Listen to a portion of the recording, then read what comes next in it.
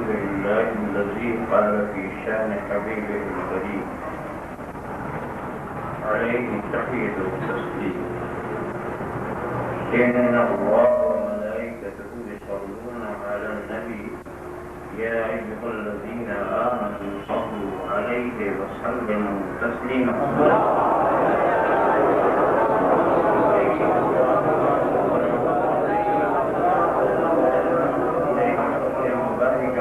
سيدنا ومولانا محمد طب القلوب ودوائها وعافية الأبدان وشفائها والنور الأبصار وضيائها وآله وصحبه دائما أبدا سبحان ربك رب العزة عما يصفون وسلام على المرسلين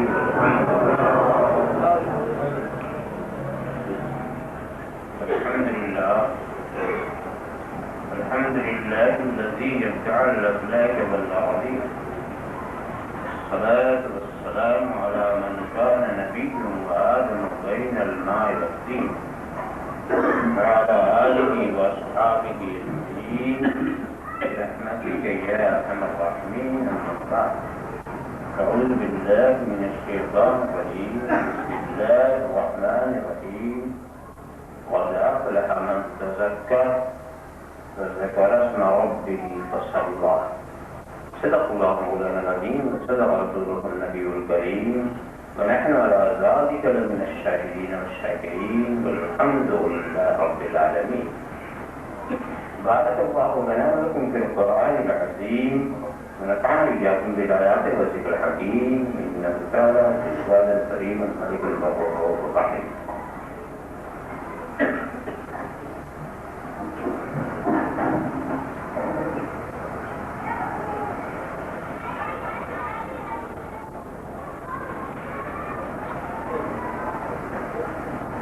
جو بے اثر ہو کے رہ نہ جائے بلند وہ دست التجا پر جو بے اثر ہو کے رہ نہ جائے بلند وہ دست التجا کر دعا سے کب روکتا ہوں تجھ کو مگر سمجھ بوجھ کے دعا کر دعا سے کب روکتا ہوں تجھ کو مگر سمجھ بوجھ کے دعا کر. نبی سے کر کے کبھی کسی کو خدا ملا ہے نہ مل سکے گا. نبی سے کر کے کبھی کسی کو خدا ملا ہے نہ مل سکے گا.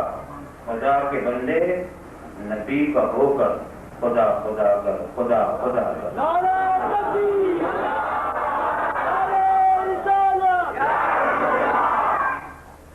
نبی کا ہو کر خدا خدا کر خدا خدا کر.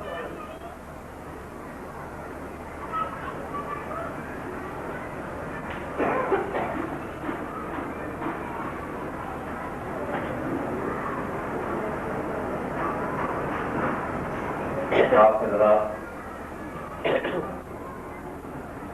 بارگاہ رسالت والے رسالت میں ہدیے درود شریف پیش فرمائیں.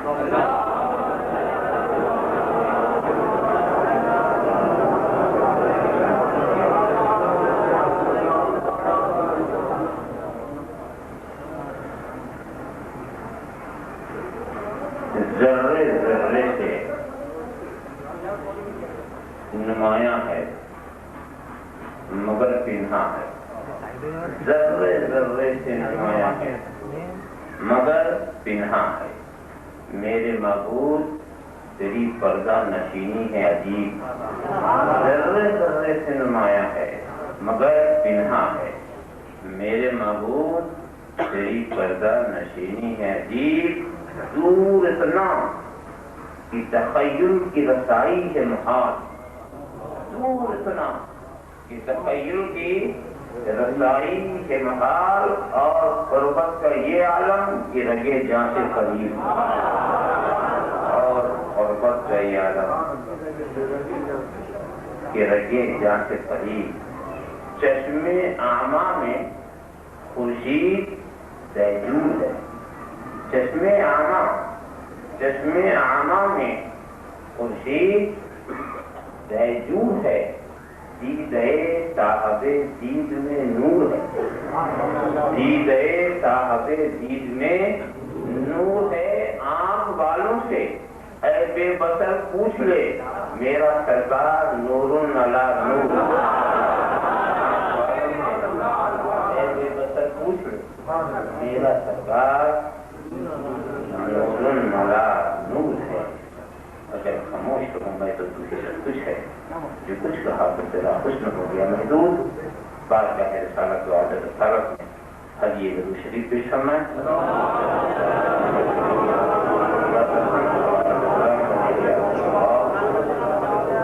ایک بار اور حدیث سلام پیش فرمائیں۔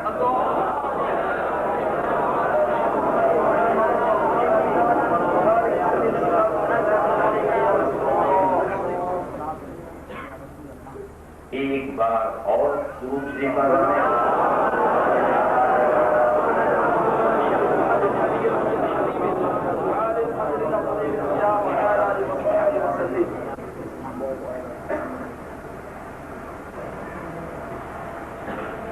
انسان کا مزاج بھی عجیب ہے۔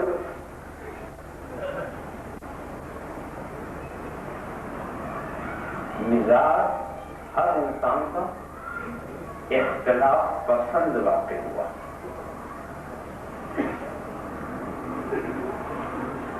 کسی بات میں یہ متحد ہونا ہی نہیں چاہتا، اس کی اختلاف پسندی کو اگر میں دکھاؤں تو تھوڑا وقت لگ جائے گا۔ کسی بات پر متحد اس قدر اختلاف پسند۔ ابھی انسانوں سے پوچھو تو ایک جماعت کہے گی کہ یہ زمین پھیلی ہوئی، سورج اس کے گرد چکر لگا، اور کچھ ایسی بھی آواز سننے میں آئے گی کہ سورج ٹھہرا ہوا، زمین اس کے گرد چکر لگا۔ میں جن اختلافات کی بات کر رہا ہوں وہ عقلا اور حکم، میں نچلی سطح کے اختلاف کی بات نہیں کرتا، یعنی جو اپنے کو عقل مند اور حکیم کہتے ہیں وہ بھی آپس میں ان کے بھی نظریات ٹکراتے ہیں۔ اپنی حقیقت کو بھی انسان نہیں پہچان سکا، اس کے بارے میں بھی مختلف خیالات۔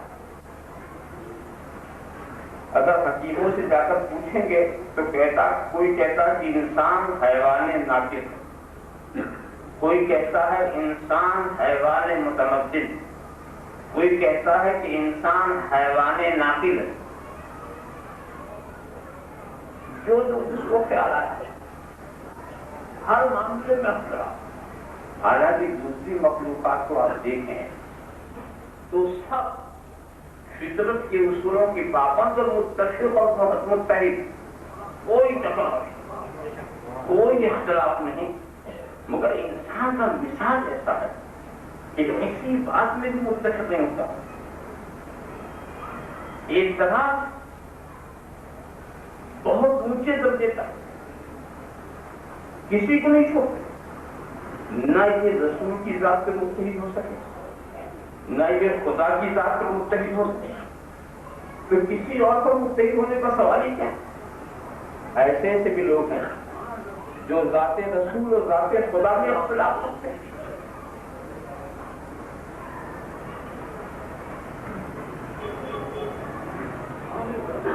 کسی شاعر کے چند مصرے ذہن میں ہے، صاف و شفاف اصولوں کو نہیں چھوڑا، صاف و شفاف اصولوں کو نہیں چھوڑا ہے، خار تو خار ہے پھولوں کو نہیں چھوڑا، خار تو خار ہے پھولوں کو نہیں چھوڑا ہے۔ لوگ کہتے ہیں برا مجھ کو، تو حیرت کیا ہے ان کبیروں نے رسولوں کو نہیں چھوڑا۔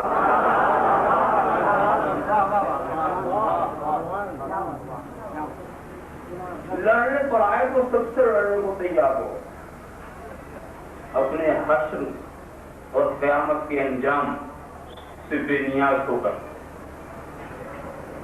میں آپ کو صرف اشارہ کروں تو آپ سمجھ لیں گے اچھی طرح. دیکھو دنیا کے کسی جانور کو آپ لے لیں، اس کا پورا قبیلہ ایک ہی طرح، ایک ہی بولی.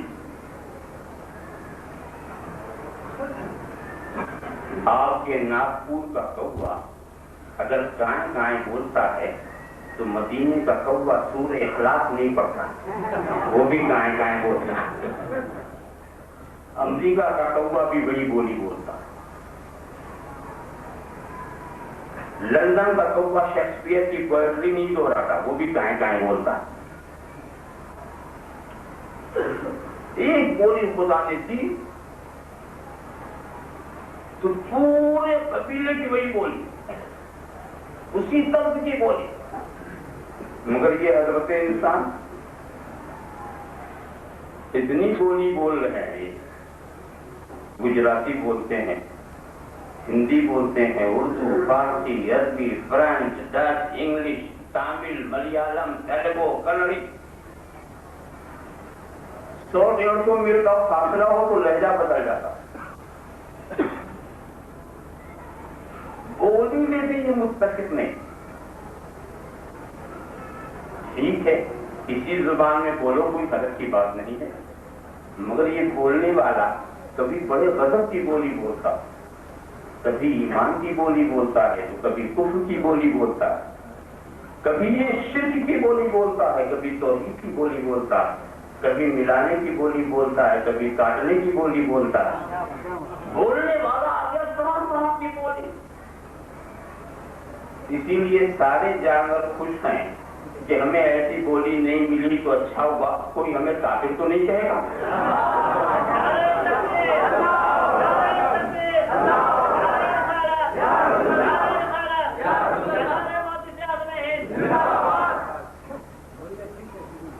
آپ ذرا سا خیال کریں، ایسے ہی آپ لباس کے حساب سے دیکھ لیجیے. رب تبارک و تعالیٰ نے جس جانور کو جو فطری لباس پہنا دیا اس پر اس کو کتنے طرح کیسا ثابت ہے، کیسا حاجت. احساس کمتری کا بھی شکار نہیں ہوتا.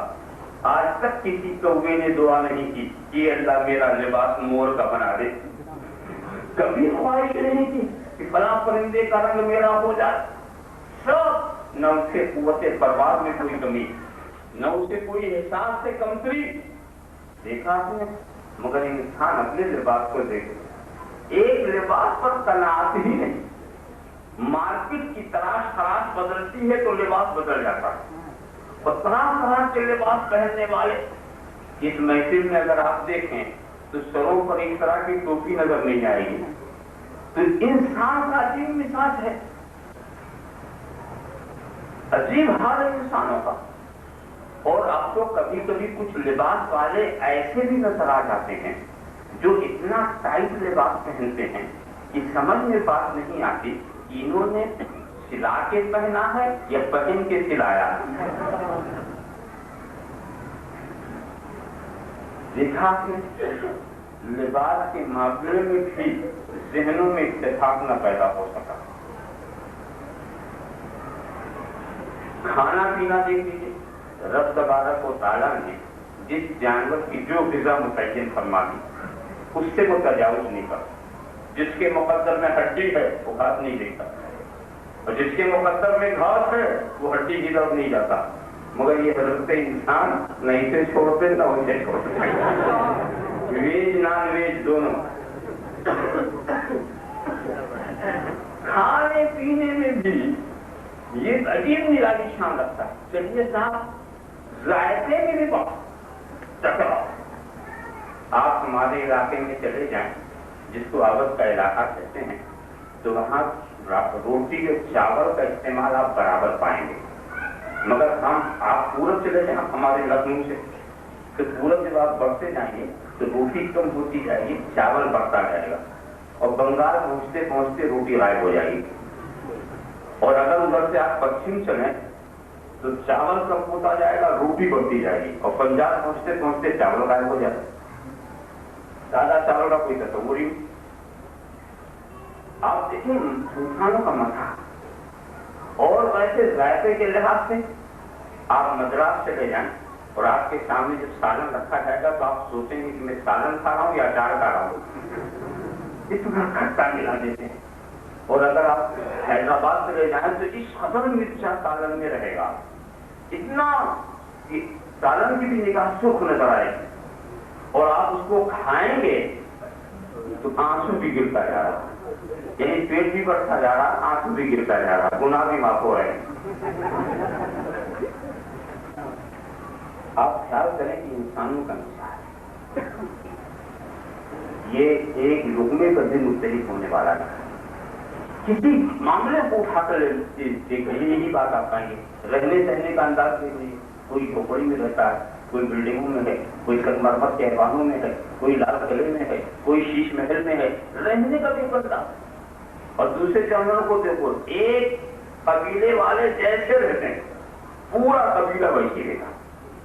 یہ نہیں کہ کسی کا گھونسلہ کچھ ہو، کسی کا گھونسلہ کچھ ہو، کسی کا پتھر ہو تو کسی کا آرت، یہ سب کچھ نہیں۔ وہی ہے چلتا، درخت والا درخت پر ہے، دریا والا دریا میں ہے، غار والے غار میں ہے، جنگل والے جنگل میں، جو انداز رہائش ہے سب۔ نہ ہمارا کھانا پینا ہے، مگر ایک بات ہے دوستوں، ٹھیک ہے کھاؤ، چاہے سبزی کھاؤ، چاہے گوشت کھاؤ، کچھ بھی کھاؤ، پہنو جیسا بھی چاہو پہنو، مگر یہ انسان بڑے سمجھتا ہے، جب آ جاتا ہے بے اعتدالی پر تو حلال کے ساتھ حرام بھی کھاتا، رشوت لیتا ہے کھاتا، سود لیتا ہے کھاتا، دوسروں کو ظلم کرتا اور کھاتا، دوسروں کا حق مارتا اور کھاتا، ناجائز طریقے سے وصول کرتا اور کھاتا، اپنے دسترخوانوں کو حرام کمائیوں سے سجاتا ہے۔ یہ بڑے غضب کا عجیب انسان ہے، اسی لیے سارے جانور بہت خوش ہیں، اس طرح کی خوراک ہمیں نہیں ملی تو اچھا ہے، کوئی ہم کو حرام خور نہیں کہہ سکتا۔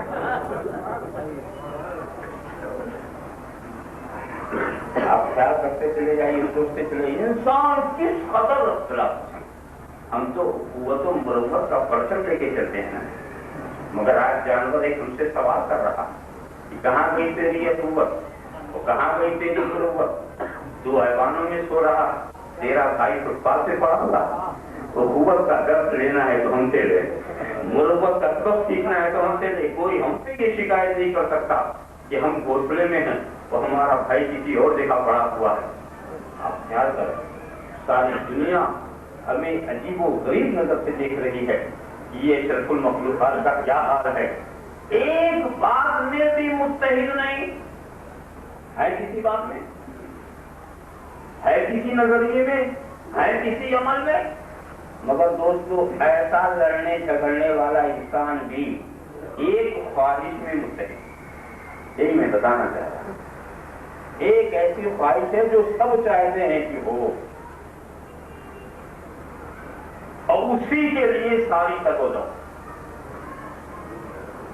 اس چیز میں ہمیں کامیابی چاہیے۔ وہ کون سا انسان ہے جو کامیابی نہ چاہتا؟ وہ کون سا انسان ہے جو امن و شانتی نہ چاہتا؟ وہ کون سا انسان ہے جو صلح و سلامتی نہ چاہتا؟ امن و شانتی، صلح و سلامتی، کامیابی، یہ سارے الفاظ بڑے جانے پہچانے۔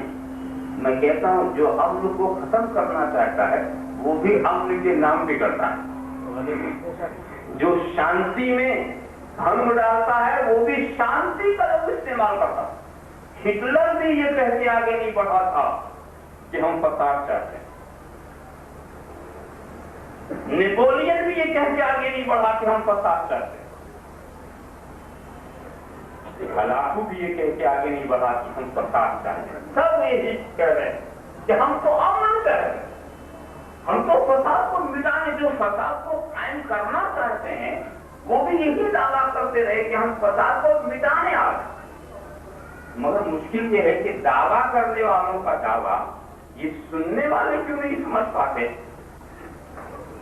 اس میں بات صرف اتنی سی ہے کہ فساد کے جو آلات ہیں اصلاح کے بھی وہی آلات، جن چیزوں سے فساد قائم کیا جاتا انہیں چیزوں سے اصلاح بھی ہوتی ہے، اسی لیے پتہ ہی نہیں چلتا کہ آنے والا فساد کے لیے آ رہا اصلاح کے لیے آ رہا، یہ نہیں پتا چلتا۔ اس کو مثال سے میں سمجھاؤں، جب کوئی کسی کا گھر گرانے آتا ہے تو بھی پھاوڑا لے کے آتا ہے، اور جب بنانے آتا ہے جب بھی پھاوڑا لے کے آتا ہے۔ اب پتہ ہی نہیں چلتا یہ گرانے آیا ہے کہ بنانے آیا ہے، یہ تو نتیجہ جب سامنے آئے گا تو پتہ چلے گا جناب کس لیے آئے۔ اسی لیے میں آلات کو کبھی نہ برا کہوں گا، نہ آپ کو مشورہ دوں گا کہ کسی آلہ کو برا کہیں۔ آلہ بہتر آلہ ہے، اس سے اچھا کام بھی لیا جا سکتا ہے، اس سے خراب کام بھی۔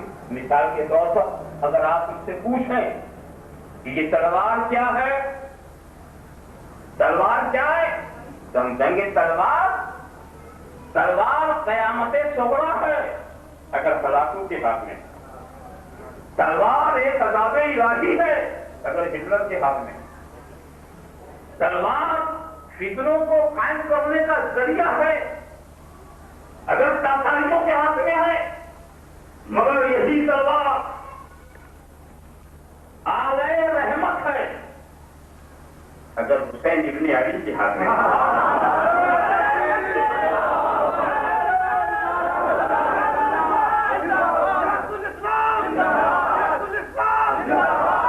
یہی تلوار فتنوں سے دبانے کا ذریعہ ہے اگر خالد ابن ولید کے ہاتھ میں، یہی تلوار رحمتوں کے نزول کا سبب ہے اگر علی مرتضیٰ کے ہاتھ میں ہے۔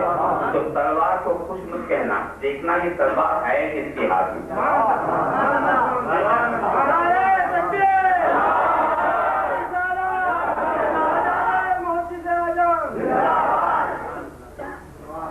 ایسے ہی میں آپ کو بتاؤں قلم کے بارے میں اگر مجھ سے پوچھیں تو میں کہوں گا یہ قلم فتنے کا سبب ہے اگر کسی مشرک کے ہاتھ میں، یہ قلم کافر کے ہاتھ سے کفر میں اترا، یہ قلم مشرک کے ہاتھ سے شرک نکالا، یہ قلم تخریب کاروں کے ہاتھ سے تخریب کاری کا کام انجام دیتا ہے۔ توڑ دو اس قلم کو، خاکستر کر دو اس قلم کو، یہ قلم اس لائق نہیں ہے اس کو رکھا جائے۔ مگر دوستو یہی قلم نور و نصرت کی بارش کرتا ہے اگر حسان ابن ثابت کے ہاتھ میں، یہی قلم عشق و محبت کے دریا بہاتا ہے اگر عبد الرحمان جامی کے ہاتھ میں، یہی قلم علم و فن کے دریا بہاتا ہے، عشق و محبت کے سمندر کو تموج میں لاتا ہے یہی قلم، کب اگر یہ امام احمد رضا کے ہاتھ میں۔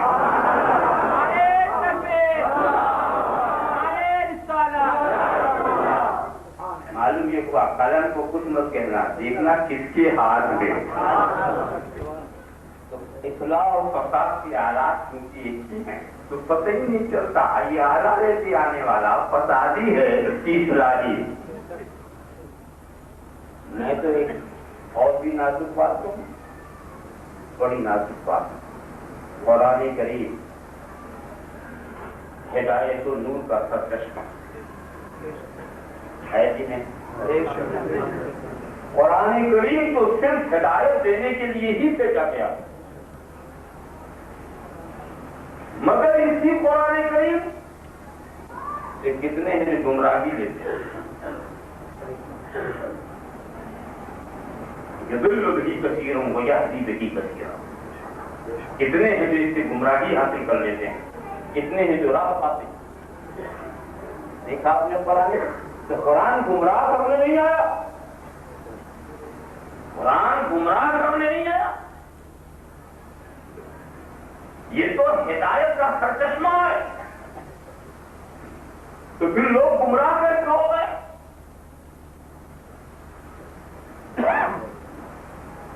یہ قرآن نے گمراہ نہیں کیا ہے، یہ قرآن کا سکھانے کا دعویٰ کرنے والوں نے گمراہ کیا۔ گمراہ معلم کرتا ہے، کتاب نہیں کرتی، سکھانے والا کرتا ہے۔ دیکھو خدا ایک، آخری رسول ایک، آخری کتاب ایک، آخری دین ایک، کعبہ ایک، قبلہ ایک، اور کلمہ پڑھنے والے 72-73 کہتے ہیں، اس لیے کہ پڑھانے والے 72-73 ہو گئے۔ یاد رکھو، عوام نہیں لڑتی، خواص لڑاتے۔ عوام نہیں لڑتی، خواص لڑاتے۔ لڑانے کے لیے بھی دماغ چاہیے۔ لیڈ وہی کرتا ہے، لیڈر وہی ہوتا، اپنے کو بچاتا ہے، سب کو لڑاتا ہے۔ لیڈر کی شان ہے کہ وہ دماغ لوگ نہیں ہوتے جو کوئی جماعت بنا ڈالے، کوئی فرقہ بنا ڈالے، کوئی مذہب بنا ڈالے، وہ کچھ بددماغ لوگ نہیں ہیں، بڑے شاطر ہوتے ہیں، اپنے مطلب کی بڑی سمجھ رکھتے ہیں۔ آپ خیال کریں تو قرآن کریم یہ اللہ کی کتاب، میں یقین کے ساتھ کہتا ہوں کہ اگر تم کسی گمراہ سے پڑھو گے تو گمراہ ہو جاؤ۔ پڑھانے والا کیسا ہوگا؟ اسی لیے کہا گیا ہے کہ حاضر علم دین وانظروا مما تأخذون، یہ علم دین بھی دین ہے۔ پھر دیکھو تم اپنا دین کس سے لے رہے ہو؟ جس سے لینا ہے دین کس سے لوگے؟ جس کے پاس دین ہو۔ کیا ایسا ہو سکتا ہے کہ کسی بے علم سے علم لے لو؟ کیا ایسا ہو سکتا ہے کسی بے ہنر سے ہنر لے لو؟ کیا ایسا ہو سکتا ہے کسی بے زر سے زر لے لو؟ جس کے پاس خود ہی دولت نہ ہو وہ آپ کو دے گا کیا؟ وہی قصہ ہوگا فقیر والا کہ فقیر کے گھر میں چور چلا گیا، رات کو تلاشی لینے لگا تو اس کی آنکھ کھلی تو کہا بھائی مجھے یہاں دن میں کچھ نہیں ملتا، تجھے رات میں کیا ملے گا؟ جب اس کے یہاں آئی نہیں تو ملے گا کیا؟ تو دوستو، جس طرح بے زر سے زر نہیں مل سکتا، جس طرح بے علم سے علم نہیں مل سکتا، جس طرح بے ہنر سے ہنر نہیں مل سکتا، اسی طرح بے دین سے دین نہیں مل سکتا۔ لہذا جب کسی کو دین لینا ہے تو دیکھو اس کے پاس دین ہے بھی کہ نہیں۔ جس سے اللہ کی کتاب کو تم پڑھو، جہریوں سے پڑھو تو جہریہ ہو جاؤ، یہی کتاب قادیانیوں سے پڑھو تو قادیانی ہو جاؤ، یہی کتاب رافضیوں سے پڑھو تو رافضی ہو جاؤ گے، یہی کتاب معتزلہ سے پڑھو تو معتزلی ہو جاؤ گے، یہی کتاب کسی قدری سے پڑھو تو قدری ہو جاؤ گے، یہی کتاب کسی جبری سے پڑھو تو جبری ہو جاؤ گے، یہی کتاب کسی منکر خدا سے پڑھو تو منکر خدا ہو جاؤ گے، یہی کتاب کسی عاشق رسول سے پڑھو تو عاشق ہو جاؤ گے۔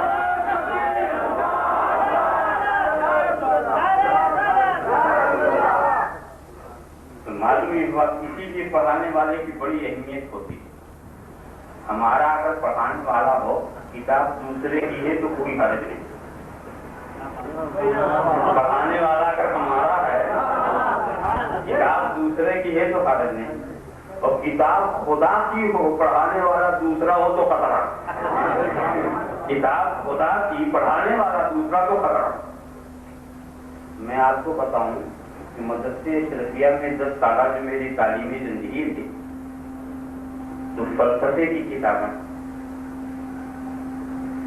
وہاں پڑھائی جاتی تھی، میں نے بھی پڑھا، اور فلسفے میں جو اہل علم ہے آپ پوچھیں گے کہ سوائے خرافات کے پوچھ لیں، اور خاص طور سے فلسفے میں جو الہیات والا حصہ ہے جو خدا کی ذات و صفات سے بحث ہے وہ تو کفر ہی کفر ہے، الہاد ہی الہاد، زندگی ہی زندگی۔ مگر 10 سال مسلسل کوئی نہ کوئی کتاب پڑھنے کے باوجود نہ الحمدللہ نہ میں زندیق ہوا، نہ ملحد ہوا، نہ کافر ہوا، نہ منکر خدا ہوا۔ کیوں؟ کتاب تو غیروں کی تھی، پڑھانے والا ہمارا تھا۔ کتاب ہدایت کے لیے کافی ہے، تنہا کتاب ہدایت کے لیے کافی ہے۔ اگر تنہا کتاب ہی سے سب کی ہدایت ہو جاتی تو کتاب نازل کر دیا جاتا۔ کسی معلم کی ضرورت نہیں، مگر دنیا میں پہلے معلم آیا پھر کتاب، پہلے نبی پھر کتاب. یہ نہیں کہ کتاب پہلے آ جائے نبی بعد میں آئے، اور اس حساب سے کتاب آئی کہ نبی سمجھا کر. آپ سوچو نبی کے بعد کتاب آئی، نبی نے خوب سمجھایا، خوب سمجھایا، خوب سمجھایا. آسمانی ہدایت کا رابطہ نبی کی ذات سے، سمجھاتے رہے سمجھاتے رہے. کم و بیش 1,24,000 معلم بنا دیا. ان معلمین نے بھی سمجھایا. ادھر اہل بیت کی جماعت ہے جو سمجھا رہی ہے، ادھر صحابہ کی جماعت. اور نبی نے بڑا اہتمام کیا کہ کتاب کو کبھی تنہا نہیں چھوڑا، کہ کتاب رہے سکھانے والا نہ رہے، تنہا کبھی نہیں چھوڑا. اور اس کے بعد امت کو خوشخبری بھی دے دی کہ کتاب تنہا کبھی نہیں رہے گی. انی تارک فیکم الثقلین کتاب اللہ و عترتی، میں تم میں دو بھاری چیزیں چھوڑے جا رہا ہوں، ایک اللہ کی کتاب اور ایک میری اہل بیت. دو بھاری چیزیں چھوڑے جا رہا ہوں، ایک اللہ کی کتاب اور ایک میری اہل بیت. جناب یہ ساتھ کبھی چھوٹنے والا نہیں ہے. ایک بات بتاؤ کہ سرکار نے تو صحابہ کو بھی معلم بنایا، حاجی کا نجوم سب ستاروں کی طرح، تو یہ کیوں نہیں کہا کہ میں 3 چھوڑے جا رہا ہوں؟ ایک کتاب، ایک صحابہ، ایک اہل بیت. 3 کو نہیں، صحابہ کا نام نہیں لیا. صحابہ کی شان بتا دی کہ جن کی بھی پیروی کرو گے ہدایت پاؤ گے. مگر کتاب کا ساتھی اہل بیت بنایا، کتاب کا ساتھی اہل بیت بنایا. اس کی وجہ یہ ہے کہ صحابیت کا ایک خاص مفہوم ہے. صحابی اسے کہتے ہیں جس نے اپنی جسمانی زندگی میں، سرکار کی بھی اسی دنیاوی زندگی میں اپنی ایمان کی نگاہوں سے سرکار کو دیکھا ہو اور ایمان پر تھا، وہی تو صحابی ہوگا. اور جس نے نبی کی زیارت نہیں کی وہ تو صحابی نہیں. تو صحابیوں کی تو ایک حد ہے جہاں جا کر دیکھے بعد کوئی صحابی نہیں ہوگا. جو صحابی جتنے ہیں وہ بس وہی صحابی ہیں. ایسا نہیں ہوا کہ صحابی کا بیٹا صحابی ہو جائے، صحابی کا پوتا صحابی ہو جائے. صحابیت کی ایک حد ہے، وہاں ختم ہو جائے گی. تو اگر نبی کتاب کو صحابہ کے ساتھ کرتے تو آگے چل کے کتاب پڑھنا پڑ جاتی، آگے چل کر کتاب پڑھنا پڑ جاتی. لہذا نبی کو اہل بیت کے ساتھ کیا کہ اہل بیت کا سلسلہ قیامت تک رہے گا.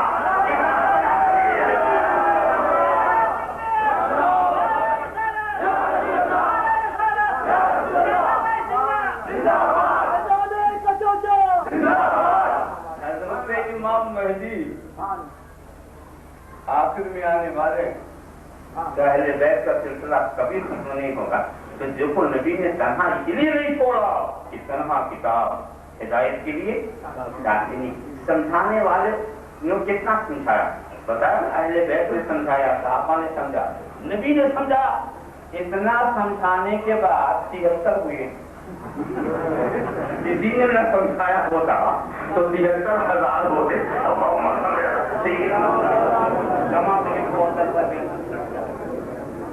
آپ کو میں بتا ہی رہا تھا کہ انسان بہت سی اختلاف پسند ہونے کے باوجود صرف ایک بات کہ ہمیں کامیابی چاہیے، بس کامیابی چاہیے.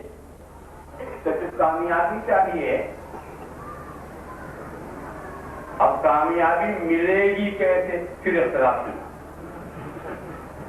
بس یہی مطلب چوراہا مل گیا، چوراہے پر دونوں راستے مل گئے. ادھر سے جو راستہ آیا تھا ادھر، اور پھر سب الگ. کامیابی ملے گی کیسے؟ اب لوگوں نے منصوبے بنانے شروع کر دیے.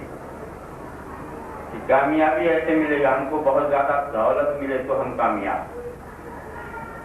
عمارت ملے تو کامیاب، کہیں کی صدارت ملے تو کامیاب، بادشاہی ملے، وقت کے سب سے بڑے تاجر ہو جائیں تو کامیاب، وقت کے سب سے بڑے کاشتکار ہو جائیں کامیاب.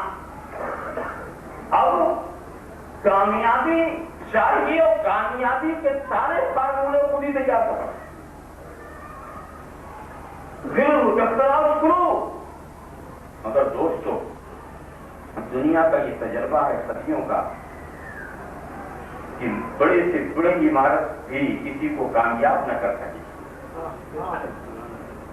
बादशाह किसी को कामयाब न कर सकी।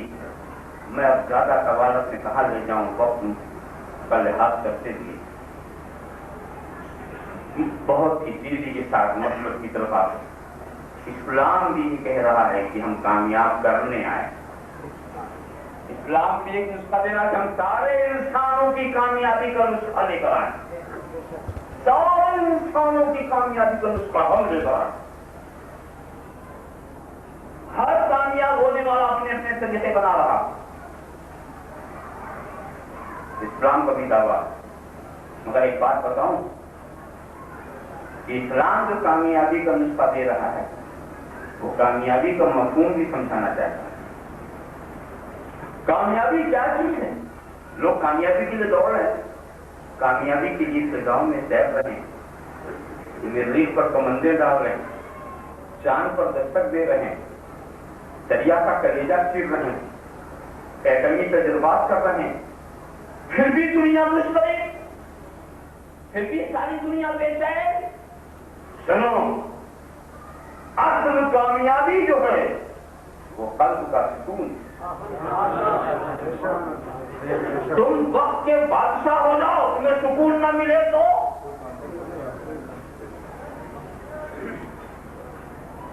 तुम्हें चैन न मिले। मैं आपसे पूछा करता हूं, जिसका दावा यह है कि हम चांद पर पहुंच गए। मैं दावे की बात इसलिए करता हूं कि मैं इस बहस में नहीं पढ़ता कि पहुंचे कि नहीं पहुंचे, इस बहस में पढ़ने की जरूरत ही क्या है। उनका दावा और उन्हीं का कहना है कि हम पहुंच गए। तो हम लोग तो वो हैं कि अगर कहीं चांद निकले और कोई दो यहूदी या दो ईसाई आके कहे कि ए मुफ्ती साहब हमने चांद देखा है, तो क्या शहादत वो कबूल करेंगे? क्या उनकी शहादत पर फतवा दे देंगे कि दलील है? अरे 2 नहीं 2000 यहूदी आ जाए तो नहीं मानेंगे। तो जिनके कहने से हम चांद का देखना नहीं मानते, उनके कहने से पहुंचना कैसे मानेंगे? जो हल्की बात है वो तो मानते हैं। मगर चलो कहते हैं कि हम गए, तो उनसे पूछना कभी कि अरबों खरबों डॉलर खर्च करके तुम चांद पर गए, जैसा तुम्हारा कहना, लाए क्या? इस बेचैन दुनिया के लिए, बेकरार दुनिया के लिए, इस तड़पती हुई दुनिया के लिए, इस मुस्तकिल दुनिया के लिए चैन ले आए, आराम ले आए, सुकून ले आए? तो जवाब देते हैं खाक लाए। चांद से क्या लाए? खाक लाए, पत्थर लाए। बेवकूफ को हमारी धरती पर पत्थरों की क्या कमी थी, बोझ और बढ़ा दिया, अरबों खरबों का अरब खर्च किया। मैं तो समझता हूँ कि चांद भी देख के हंसता हो तो ताज्जुब नहीं कि दुनिया के बेवकूफ आ रहे हैं, ये दुनिया के बेवकूफ आ रहे हैं।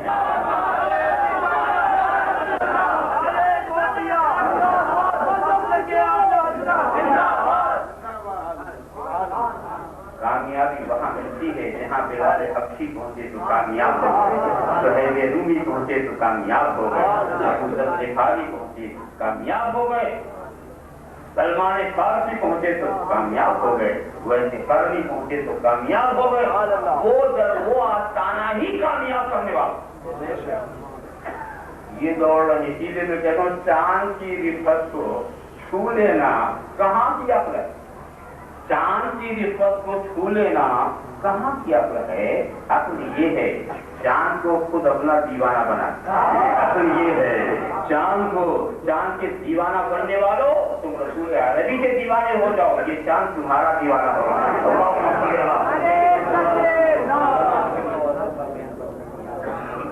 आप ख्याल करते चले जाए तो सभी कोई कामयाब। बल्कि मैं तो समझता हूँ जिसके पास सरमाया बहुत है उसके पास बेचैनी भी बहुत है। बेचैनी भी बहुत, एक तिजोरी भरी तो दूसरे का ख्याल, वो भरी तो तीसरा भरे, तीसरी भरी तो चौथा भरे, बढ़ते बढ़ते वो खुद का रुपये को घटे गए। तिजोरी यही रह गई, मेहनत उसने किया, खा दूसरे रहे। आप देखें चैन किसी को नहीं, बल्कि जो जितना जिम्मेदार उतना ही बेचैन, जिसके काम जितने ज्यादा उतने ही मुश्किल, बल्कि वो 2 रोटी खा के सो जाने वाला फकीर ज्यादा मुतमईन दिखाई दे रहा है। मगर सब मुश्किल, किसी को सुकून न मिला, फिरौन को उसके ऐवान में सुकून न मिला। कामयाबी क्या चीज है? तो मंतखा वो तो जिल्लो मंतखा। ऐ खुदा तू जिसे चाहे इज्जत दे दे, तू जिसे चाहे जलील कर दे। और यकीनन दोस्तों, जब खुदा किसी को इज्जत देना चाहता है उसे कोई जलील नहीं कर सकता, और जब खुदा किसी को जलील करना चाहता है तो उसे इज्जत नहीं देगा। इज्जत नहीं देगा। और इज्जत क्या है? वही कल्ब का सुकून, वही कल्ब की सफाई, वही कल्ब का तस्किया, ये सारी से इज्जत है। दोस्तों, अगर इस्लाम ये कहता कि दौलत से तुम लोगे तो तुम कामयाब हो जाओगे, तो इस्लाम गरीबों का दीन न होता। अगर इस्लाम ये कहता खाने से कामयाबी मिलती है तो इस्लाम भूखों का दीन न होता। अगर इस्लाम ये कहता कि खाना कामयाबी सल्तनत से मिलती है तो ये रियाया का दीन नहीं हो सकता था। इस्लाम सारी कायनात का दीन है, गरीबों का भी है, अमीरों का भी है, तवंगरों का भी है, फकीरों का भी है, भूखों का भी है। तो उसने कामयाबी का ऐसा नुस्खा बनाया कि यजीद दमिश्क के तख्त पर नाकाम हो गया, हुसैन खंजर के नीचे कामयाब हो गया।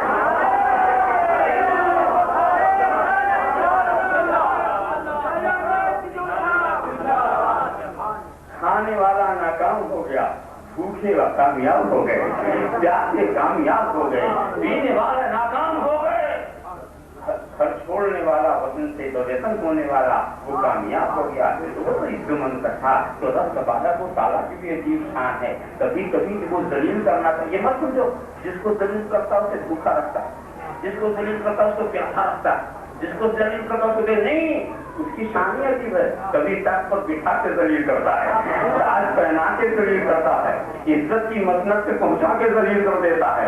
उसका अजीब सी शान है। वो तो इज्जतमंद था, वो तो दिल्लमंद था। जरा सा देखो, फिरौन को ऐवान में पहुंचा के दलील कर दिया और कलीम को चटाई पर बिठा के इज्जत दे दी, दरियाए नील से गुजार के इज्जत दे दी, नमरूद को उसके कब्र में दलील कर दिया, हज़रत इब्राहिम को आकाश कदरी में इज्जत दे दी। तो वो तो अजीब है। हमारे हिंदुस्तान में तो ये मंजर भी देखा कि उड़ा उड़ा के भी दलील करता है, जिसको चाहे वो तो इज्जत का था, वो तो इज्जत का था। जो याद रखो, कोई किसी को दलील करना चाहे तो नहीं कर सकता। रब तबारक व तआला ने हयात मौत, रिज़्क़, इज्जत व ज़िल्लत ये अपने हाथ में रखा है। जिसको चाहे वो दलील करे। तो क्या तरीका क्या है? जिसको खुदा दलील करना चाहता है उसको जिल्लत के असबाब के करीब कर देता है, और जिसे खुदा इज्जत देना चाहता है उसे इज्जत के असबाब के करीब कर देता है। और खुदा जिसको इज्जत देता है उसे अपने हबीब के करीब कर देता है, और जिसे दलील करना चाहता है हबीब से दूर कर देता है।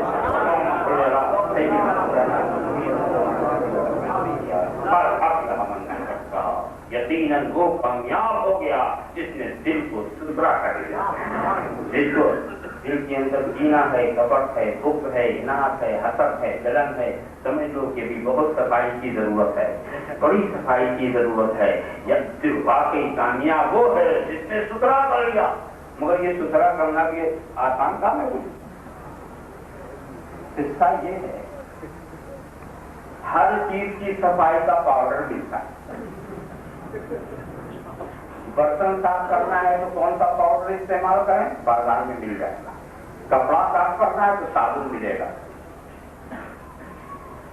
बदन साफ करना है तो उसका भी मिलेगा, जमीन साफ करनी तो उसका भी मिल जाएगा। अब पूछो इन पाउडर बनाने वालों को, हमें दिल साफ करना है, इसका कोई पाउडर? तो दुनिया वाले यही कहते, सुनो, जिसकी नजाकत, जिसकी कसाफत हम देखते हैं उसको मिटाने का पाउडर बनाते हैं। अब दिल की कसाफत तो वही, बस उसका पाउडर वहीं से मिलेगा जो उस कसाफत को देख रहा है, जो उस कसाफत को देख रहा है। बीमारी देखे नहीं, इलाज कैसे कर ले? हमें पता ही नहीं चले क्या गंदगी है तो सफाई कैसे हो? तो ये दिल को कौन सा है?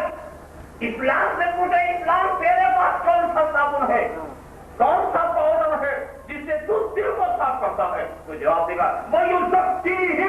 कि मेरा रसूल है जो दिल को साफ करता है, ये मेरा रसूल है जो दिल को साफ करता है।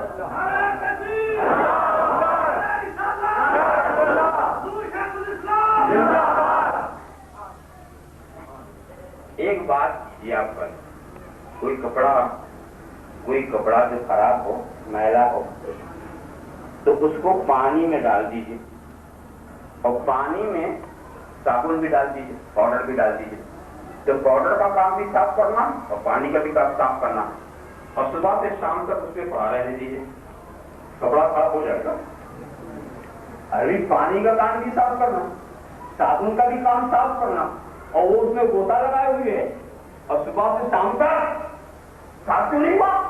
کہا ٹھیک ہے اس کا کام صاف کرنا، مگر ایک ہاتھ بھی چاہیے جو ملنے والا ہو، جو نچوڑنے والا ہو، جو پٹکنے والا ہو، جو جھڑکنے والا ہو۔ جب تک وہ ہاتھ نہیں ملے گا، نہ پانی سے صفائی ملے گی، نہ صابن سے صفائی ملے گی۔ سنو لوگوں، قرآن سے بھی طہارت ملتی ہے، صفائی ملتی ہے، سنت سے بھی صفائی ملتی ہے، مگر سنت اور قرآن سے تنہا تم صفائی حاصل کرنا چاہو نہیں مل سکتی، اس کے ساتھ ساتھ دست رسول کی بھی ضرورت ہے۔